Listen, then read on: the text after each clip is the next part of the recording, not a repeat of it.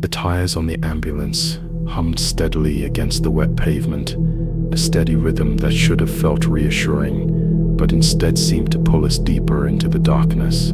The night outside was thick with fog, and in the headlights, the world felt as though it was disappearing, leaving only us and the road ahead. The engine's roar was the only sound breaking the eerie silence between us, a silence that gnawed at my nerves more than the journey itself. The city was asleep, or at least that's what it felt like. I could hear the faintest rustle of leaves drifting across the road, but that was all. The usual hum of the streets was gone. It was as if we were driving through some forgotten, out-of-time place where nothing was real, except for the dark stretch of road ahead of us. The smell of antiseptic lingered in the back, but it wasn't enough to mask the stale air or the subtle tinge of fear I could smell.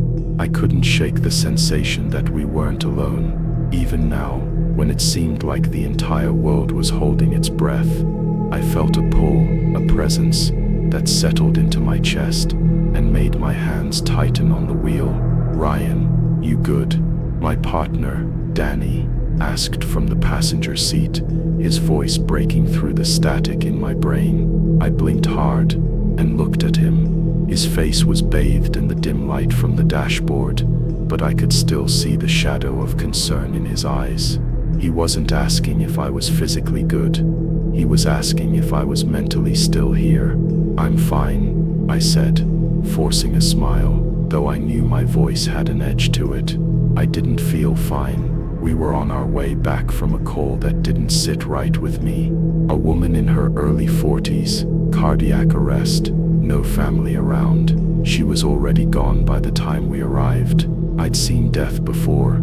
Hell, it was part of the job, but this one was different. Something about it felt off. She was so still, too still, and when I checked for a pulse, I felt the coldness, the finality of it.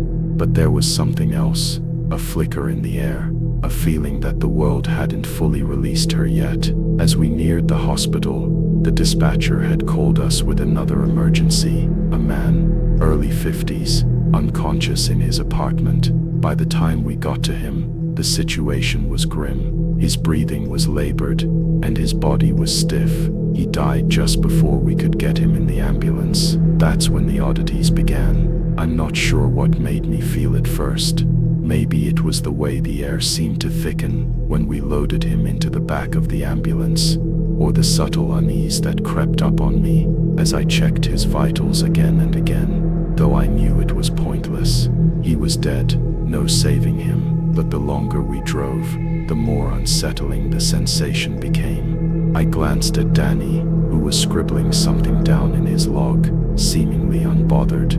His face had that familiar look of detachment, the one you get after years of doing this work. But I couldn't shake the feeling that something wasn't right. That's when I heard it. At first, it was faint, like a muffled noise in the back of the ambulance. I paused, staring ahead into the fog, trying to convince myself it was just the usual noises of the city at night, or the hum of the tires against the road. But no, it wasn't that.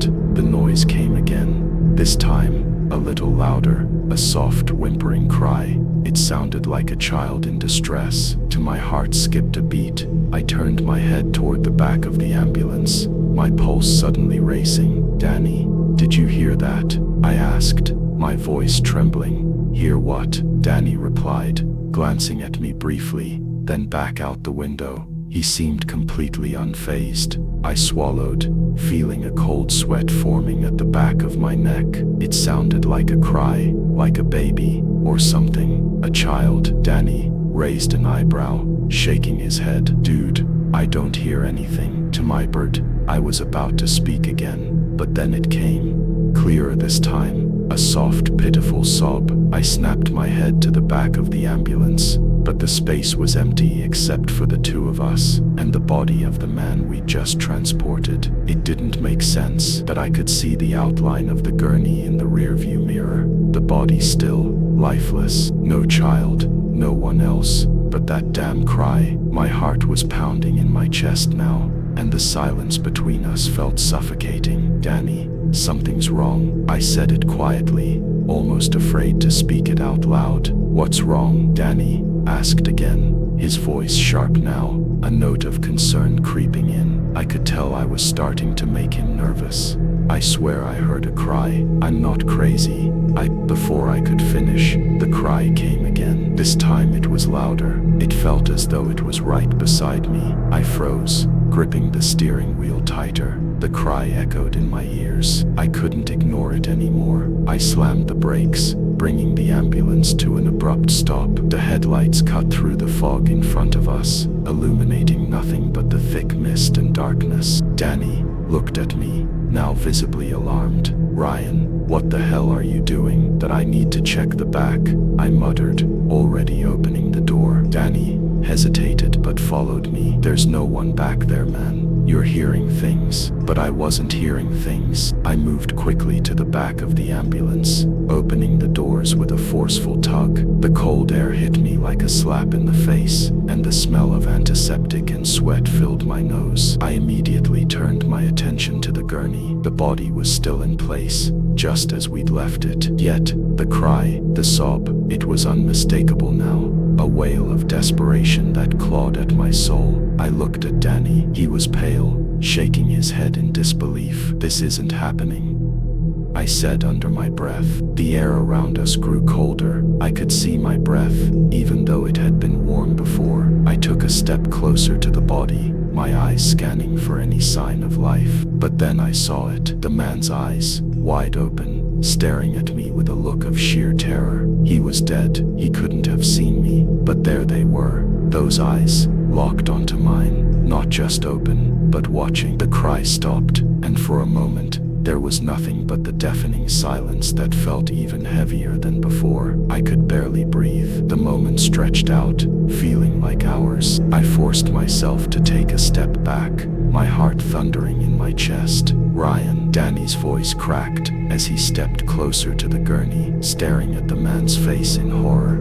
"What the hell is going on?" I didn't answer. I couldn't. I slowly turned to face the door and the world outside. The fog had thickened even further, enveloping the entire ambulance. I could no longer see the road, no longer see the headlights. We weren't alone. I got back into the driver's seat, barely able to look at the rearview mirror. "Let's get out of here," I said, my voice a whisper. Danny didn't argue. As I drove away, I could still feel the weight of those eyes on me. The cry, the sobbing, it would never leave. The emergency room was as chaotic as ever. That night, I could hear the steady beep of monitors, the clicking of keyboards, the murmurs of nurses and doctors exchanging urgent words. It was all routine, nothing out of the ordinary, but still, something about that night felt wrong. It wasn't the noise, nor the constant shuffle of busy feet. It was the silence underneath it all. The kind of silence you don't notice until you're alone with your thoughts. And when that happens, it creeps into every corner, like a shadow that never leaves. I had been working the night shift as a charge nurse for 5 years, but that night, the tension in the air felt heavier than usual. The hallways seemed longer, the fluorescent lights more sterile, and the distant whispers in the break room more unsettling. As I moved through the familiar maze of the ER, a sense of dread gnawed at the pit of my stomach. I'd gotten used to the sounds of death, the quiet passing of patients too fragile to hold on.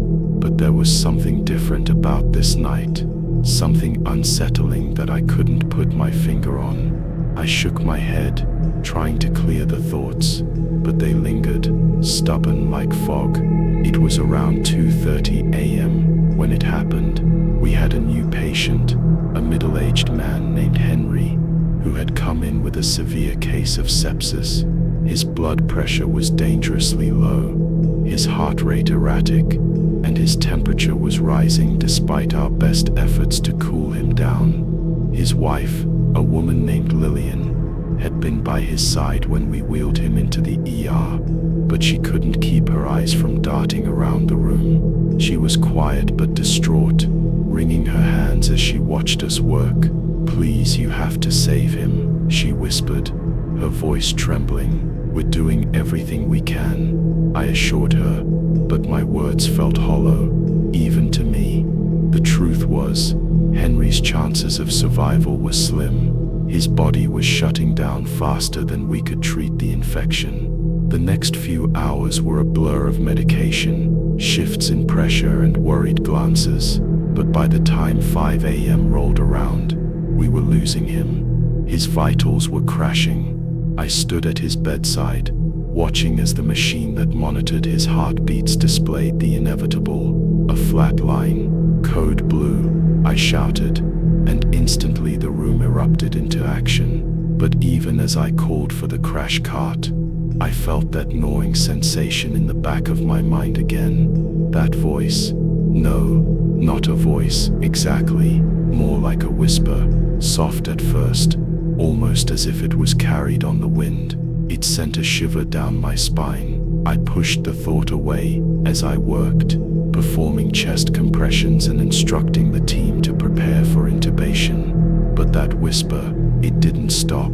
It was louder now, closer, and somehow, it was coming from inside the room. My head snapped up as I tried to locate the source, but no one else seemed to hear it. The nurses were focused, the doctor barking orders. No one noticed the sound except for me. It was just there, hauntingly close. A voice, distorted and gurgling like a drowned man, murmured over and over again, "It's too late. It's too late. It's too late." I didn't know why, but the words felt like a cold hand gripping my heart. It wasn't just a voice. It was something more, something that carried an awful finality with it, as though it knew something I didn't. I froze for a moment, unable to move. My hands hovered over the patient's chest, unsure of what to do. Was I imagining it? Was I losing my mind from the stress? "Focus, Sarah," I whispered to myself. "You've been through this before." But no matter how many times I tried to remind myself, the voice persisted, like a needle, digging into my thoughts. It wasn't Henry's voice. No, it was coming from something far darker, something I couldn't explain. The machine beeped in rapid succession, a chorus of alarms signaling that his heart had stopped completely. I looked down at Henry's lifeless face, his once vibrant eyes now wide open, staring into nothing. "We're losing him," the doctor called, the words cutting through the tension like a blade. "Let's call it." I stepped back, my hands shaking. The whisper grew louder, now ringing in my ears. "It's too late." I couldn't take it anymore. I had to get out of that room. The walls felt like they were closing in. I stepped out into the hallway, trying to steady my breath, but the voice didn't fade. It followed me, lingering in the corners of my mind, echoing through the sterile hallways. "It's too late." I leaned against the wall, my head spinning. This wasn't normal. I had never felt like this before, not even when I had lost patience in the past. This was different. This was wrong. It was then that I realized something. I hadn't heard the voice just now. It had been there before. The very first time I'd walked into that ER. The first time I'd ever set foot in this hospital. The voice had been waiting for me. I walked down the hallway, still hearing that faint whisper echoing in my ears. My mind was clouded with confusion, but one thought kept pressing itself to the forefront of my consciousness. I had to find out who or what was calling to me. I stopped by the nurse's station to speak with Liz, one of my colleagues who had been with me for years. She was sitting behind the counter, staring blankly at her screen, but her eyes flickered to me as I approached. "Sarah, you okay?" Liz asked, her voice soft but concerned. "You look pale." "I don't know. There's something. I'm hearing something." Liz frowned. "Hearing something? What do you mean?" "I don't know how to explain it. It's like a voice, a whisper. It's been with me since I got here. I muttered, my words tumbling out in a rush. And it's been getting louder. I think it's tied to something. Liz stood up, her face pale. She didn't speak for a moment, but I saw the flicker of recognition in her eyes. I heard it too, she said softly, her voice trembling. But I never told anyone. I thought I was going crazy. What is it? I asked, my voice barely above a whisper. Liz glanced around the room, as though checking to make sure no one was listening. I don't know, but I think it's the voice of someone who didn't get a chance to say goodbye. My heart sank, a chill ran through my spine. I'd been working in this hospital for years, and I'd heard of all sorts of hauntings and stories from patients, but I had never felt something like this. This wasn't a mere ghost story. This was something deeper, more painful. That man, Liz continued, Henry, his wife, did you see her? She looked like she was waiting for something, like she knew he wasn't going to make it. I stared at her. Do you think this voice is tied to him, to his death? Liz shook her head, but I could see the fear in her eyes. I don't know, but I think you need to leave the ER. You need to go home, get some rest. This place changes you. I wanted to argue, to say that I couldn't leave, that I needed to stay and figure out what was happening, but my body was trembling, my mind was on the verge of breaking, and that whisper was still there, burrowing itself deeper into my soul. I turned and walked toward the exit, the voice trailing behind me, murmuring softly in my ear, it's too late. The hospital had a way of swallowing time. The steady rhythm of the monitors, the scent of antiseptic, the hum of fluorescent lights. Everything seemed to blur together in a way that made the hours pass unnoticed. I had worked as an emergency medical technician, EMT, for nearly 8 years, and the hospital had become as familiar to me as my own home. But it was on nights like this, when everything was quiet, that the hospital felt different. There was an energy in the air, an oppressive heaviness that I couldn't quite explain. I remember that particular shift well. It had been a quiet evening, unusually so, and most of the staff had settled into a calm rhythm. The usual hustle and bustle of the ER was absent, and the night shift had started to drag on. I was just finishing up my rounds when I was called to room 302, a small isolated room on the 3rd floor. A patient was being admitted, an elderly woman named Mrs. Reed, who had been found unresponsive in her apartment. The doctors suspected a stroke, but there was no confirmation yet. It wasn't the patient that bothered me, it was the room 302. There was something about that room that unsettled me every time I had to go in there. It wasn't particularly special or eerie, and nothing had ever happened to give it a reputation, but every time I stepped foot inside, it felt like I wasn't alone, as if someone or something was always standing just out of sight. When I entered the room, Mrs. Reed was already lying in the bed, hooked up to a few monitors. She was unconscious, her frail body barely moving. I could hear the sound of her breathing, shallow and labored, and the rhythmic beeping of the heart monitor. It was all so clinical, so sterile. There was nothing remarkable about her condition. She was just another patient in another room, but I couldn't shake the feeling that something was wrong. I set about my tasks, checking the IV drip, adjusting her oxygen levels, updating her chart. All the while, the silence in the room seemed to press against me, a heavy weight I couldn't shake. I couldn't stop glancing toward the corner of the room. It was dark there, the shadows thick and unyielding. Every time I turned my back, it felt like something moved in that corner, something watching me. I tried to focus on my work. I had been doing this long enough to know how to shut out the unsettling feelings, how to compartmentalize the dread that sometimes crept into my mind. But tonight it was different. Tonight, the room felt like a pressure cooker, ready to explode. That's when I heard it, a soft, almost inaudible whisper. At first, I thought it was just the wind outside, or perhaps a trick of my tired mind. But then it came again, a low murmur, barely discernible. It was coming from the corner of the room. I froze, my heart skipping a beat. I told myself it was nothing, just the normal creaks and groans of an old building settling. But the whisper came again, louder this time, as if it was trying to make itself known. I looked at Mrs. Reed, hoping to distract myself, but her still face did nothing to calm my nerves. The whisper continued, but now it was clearer, and it was not in any language I knew. It was like a jumble of sounds, disjointed and incomprehensible. My skin prickled, and I turned back toward the corner of the room. I couldn't see anything, nothing but darkness, but I swore I could feel eyes on me, a heavy, suffocating presence, lingering just beyond the edge of my vision. It was as if the shadows were alive, moving and watching, waiting. Suddenly,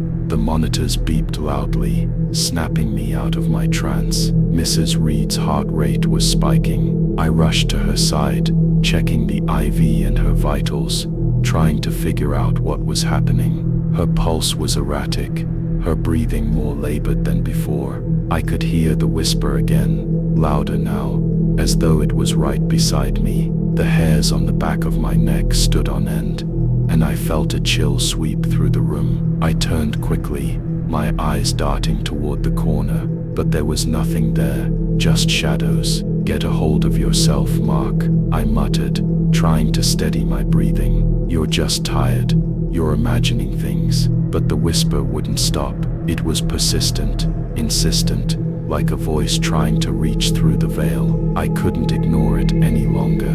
I pressed the emergency button, calling for help. A few moments later, a nurse came rushing in, her face tight with concern. "Mark, what's going on?" she asked, her eyes flicking nervously toward Mrs. Reed. "She's in distress," I said quickly, still glancing toward the corner of the room. "Her vitals are spiking. I'm not sure why." The nurse nodded, taking control of the situation. She adjusted the oxygen mask and gave me a shot of medication to calm Mrs. Reed's heart rate.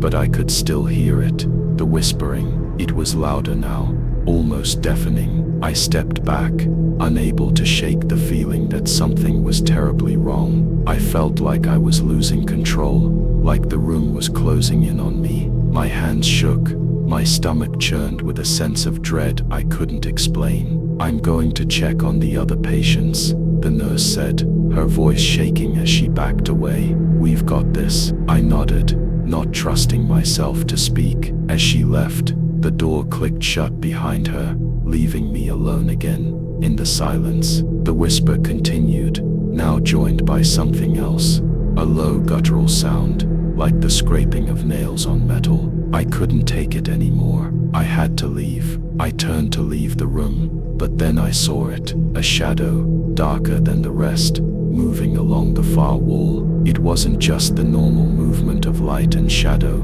This was something else, something alive. It crawled across the wall, slow and deliberate, and I could feel its presence. It was watching me. I bolted from the room, my heart pounding in my chest, my breath coming in short gasps. I stumbled down the hallway, not daring to look back. The whispering followed me, distant but still there, like an echo. I couldn't escape. I didn't return to room 302 that night. I couldn't. The rest of my shift passed in a blur, my mind too distracted by what I had experienced. The shadow, the whisper, the feeling of being watched, it stayed with me long after I left the hospital. I tried to tell myself it was just exhaustion, just the toll of too many sleepless nights. But I knew better. It wasn't over. A week later, I was called back to room 302. The hospital had been quiet, and I had hoped that the experience was behind me. But when I stepped into that room again, I felt it. Something had changed. The air was thick, oppressive. The whisper was gone, but the presence remained, hanging in the air like a storm waiting waiting to break. I never found out what happened to Mrs. Reed. I never got the chance to ask. She passed away quietly in her sleep that night, alone in that room. But I know one thing for sure. The shadow didn't leave. It stayed, and it always will. The thing about night shifts is that they never feel like they're supposed to end. You come in, the world outside is dark and quiet, and it feels like everything slows down. But time seems to stretch on forever. It's only when the morning light creeps in and the hospital starts to wake up that you realize just how much you've been waiting for the shift to end. I've been a paramedic for a decade, and I've gotten used to the late nights, the stress, the unpredictability. But that night, something was different. It wasn't that I was exhausted or that the usual chaos was getting to me. It was something else, something unexplainable. I couldn't shake the feeling that something was wrong, something I couldn't put my finger on. I was assigned to a quiet shift at the station, no calls for hours, which was a rare luxury in this line of work. We had the usual routine, checking equipment, cleaning, grabbing snacks to keep us going. But around 3:30 a.m., my phone rang. It was an unlisted number, one of those calls that never seems to come from a good place. I hesitated before picking up. Usually, it's just a prank call or someone lost asking for directions. But that night, something in my gut told me it was more. I answered. "Hello," I said, trying to mask the grogginess in my voice. There was a long pause. I could hear faint static, the kind you get when you're on a bad connection. Then, a voice came through. It was low, almost a whisper. "Help me, please." I froze. It was a woman's voice. Her tone was desperate, almost pleading. The static made it hard to make out every word, but I could hear the fear in her voice. I was about to ask her where she was, when the line suddenly cut off. I checked my phone, expecting the call to drop, but the call was still active. I tried to dial the number back, but the call wouldn't go through. It was like the line didn't even exist anymore. I felt a chill creep up my spine. I sat there, staring at the screen, wondering if I had imagined the whole thing. Just a prank, I muttered to myself, trying to shake off the unsettling feeling. But the feeling didn't go away. A few minutes passed, and I couldn't get back to the routine. My mind kept replaying the sound of that voice, the panic, the fear. Something about it didn't sit right. I tried to focus on the small tasks at hand, but everything felt off, like the air had thickened around me. My partner, Mike, was still tinkering with the equipment at the far end of the room. He didn't seem to notice that I was on edge. Then, as if by fate, the phone rang again. I didn't hesitate this time. I grabbed it, almost desperate to hear something normal. "Hello?" I asked, voice tight. The voice on the other end was the same, but this time it was clearer. The desperation was even more evident. "Please, I'm still here. You have to come." The voice trailed off into static again. I felt my stomach tighten. I didn't even have to ask where she was. I knew. I could feel it. "Where are you?" I asked, my voice shaking now. "Where do you need us to come?" There was a faint rustling noise, as if she was moving or reaching for something. Then the whisper came through again. "I'm in room 303. They can't hear me. Please help." Room 303. I knew exactly where that was. It was on the 3rd floor of the hospital, a section that hadn't been used in years. It was part of the old wing, an abandoned corridor with no active rooms, at least not anymore. The area was under construction, but sometimes things got moved around in the building, and old rooms were used for storage. I looked over at Mike, who had turned around at this point. He saw the expression on my face, and I could tell he was about to ask if I was okay. But before he could speak, I cut him off. "Mike, listen, "We've got to go to room 303. There's someone there. Someone needs us." He raised an eyebrow, but didn't question me. We both grabbed our gear, and without a word, we rushed out of the station. The urgency in the voice from the call had triggered something inside me, and I couldn't shake the feeling that it was real. Every fiber of my being told me I had to go. We drove through the empty streets, the city eerily quiet. It felt like the world was holding its breath. When we reached the hospital, the lights from the building cast long shadows across the parking lot. It was late, early, really, and the hospital was quiet, almost too quiet for that time of night. We entered through the back, and as we made our way down the dimly lit hallways, I felt a chill that had nothing to do with the temperature. The silence seemed to wrap itself around me, suffocating in its intensity. The air felt thick, like it was holding something back.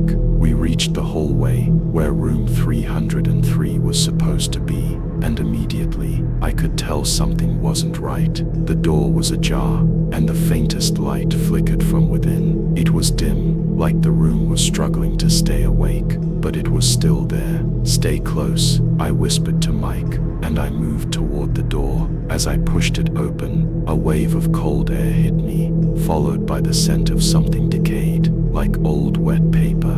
The room was barely furnished, an old bed, a dusty chair, and a single flickering light overhead. There was a sense of abandonment here, a sense of being forgotten, and then I saw it. A figure, barely visible in the corner of the room, slumped over the bed. It was a woman, her face hidden by shadows. Her body was stiff, unnatural, like it had been twisted into place. The sound of her breathing, raspy and shallow, reached my ears, and I froze. Her eyes opened, slowly, like something was forcing them open. She stared directly at me, her gaze vacant, unfocused, but somehow knowing.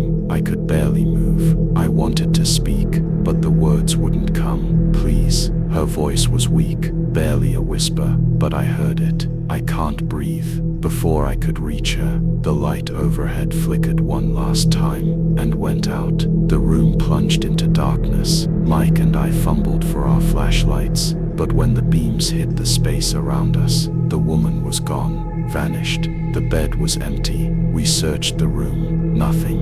No trace of her. Not a single sign she had ever been there. The air was still thick, but now it felt wrong, empty, like the room was mocking us. I tried to dial the hospital's emergency line again, but when I looked at the phone, the screen was blank, no signal. It was like the call had never happened. Mike was standing in the corner, staring at something on the floor. I walked over to him, confused. There, in the dust, was an old hospital ID tag. It was worn and faded, but I could still make out the name, Anna Caldwell. I didn't need to know more. I turned to Mike, who was now looking at me like he had seen a ghost. "Let's get out of here," he said, his voice trembling. We left the room, and as we walked away, the lights flickered once again. But this time, there was no phone call, no voice to plead for help. There was only silence.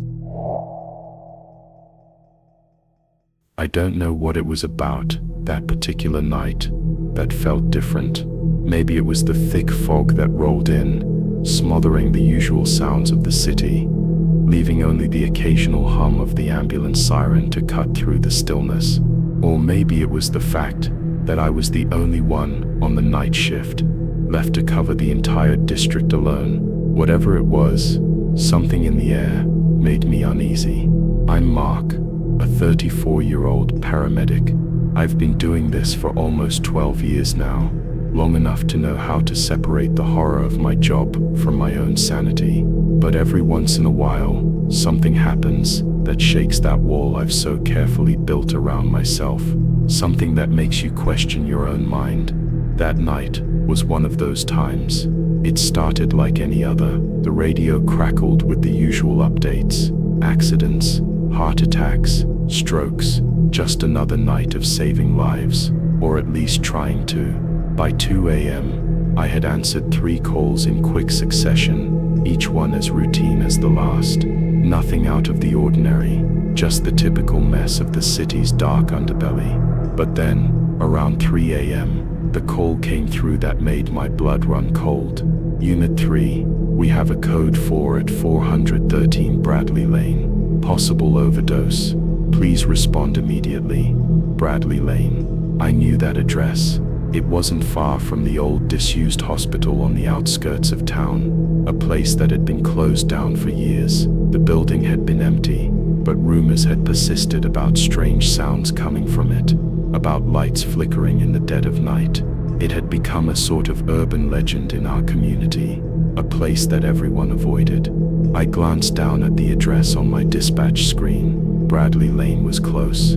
Too close. My instincts kicked in. This call wasn't just routine, it was something else, but I couldn't put my finger on it. I got in my ambulance and made my way there. The city streets quiet, except for the echo of my tires cutting through the mist.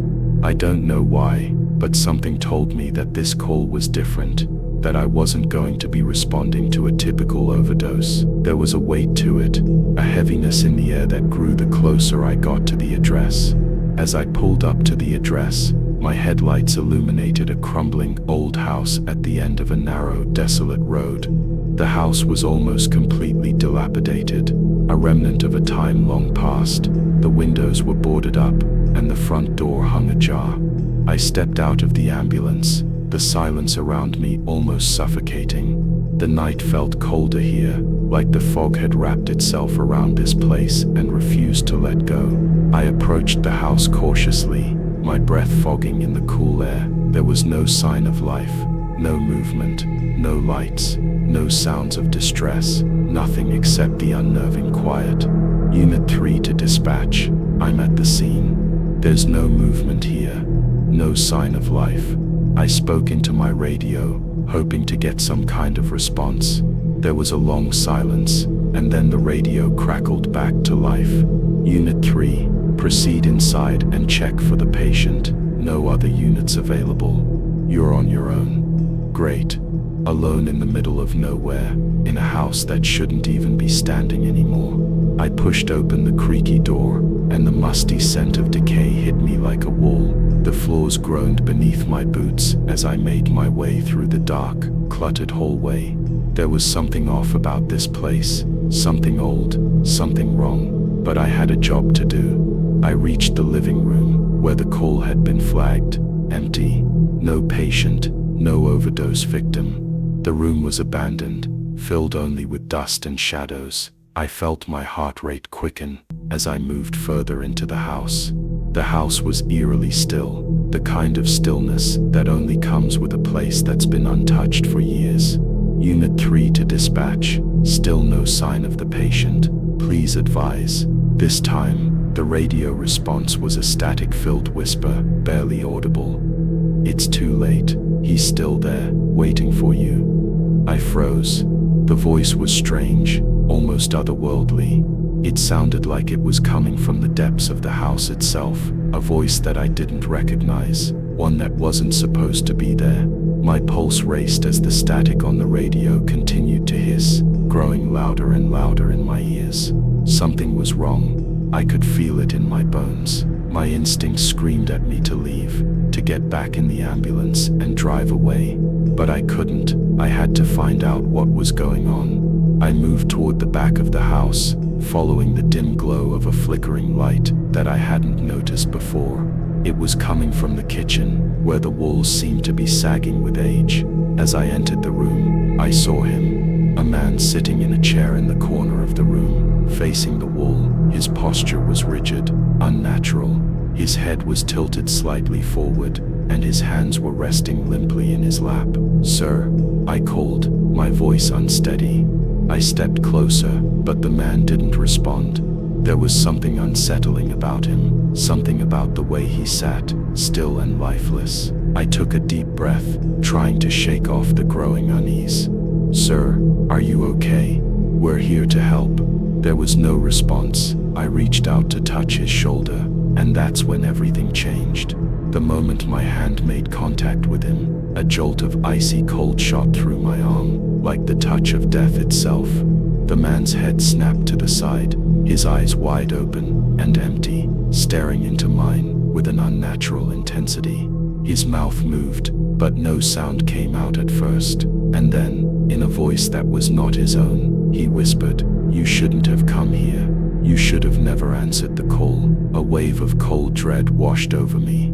This wasn't just a patient, it was something else, something old, something waiting. I stumbled backward, my heart pounding in my chest. The house seemed to close in on me, the walls pressing in, the shadows creeping closer. I reached for my radio, but it was dead, nothing but static. I had to get out, but as I turned to flee, the door slammed shut with a deafening crash, trapping me inside. The man stood slowly, his body moving in unnatural jerks, his eyes never leaving me. The air felt thick, oppressive, as if the house itself was alive and feeding off my fear. I could hear faint whispers now, all around me, voices coming from every corner, murmuring my name. "Mark, Mark, you shouldn't have answered." I couldn't breathe. I felt the weight of the darkness closing in. The whispers were deafening now, louder and louder. The walls began to pulse, as if the house itself was alive. In that moment, I realized what had happened. The call wasn't meant for me. It wasn't meant for anyone. It was a lure, a trap. I had walked straight into the mouth of something ancient, something that had been waiting for someone to answer. I didn't know if I would make it out of there alive, but I knew this: I would never answer a call like that again. The house swallowed me whole, and the last thing I remember hearing was that whisper again, cold and yelling, "You shouldn't have come."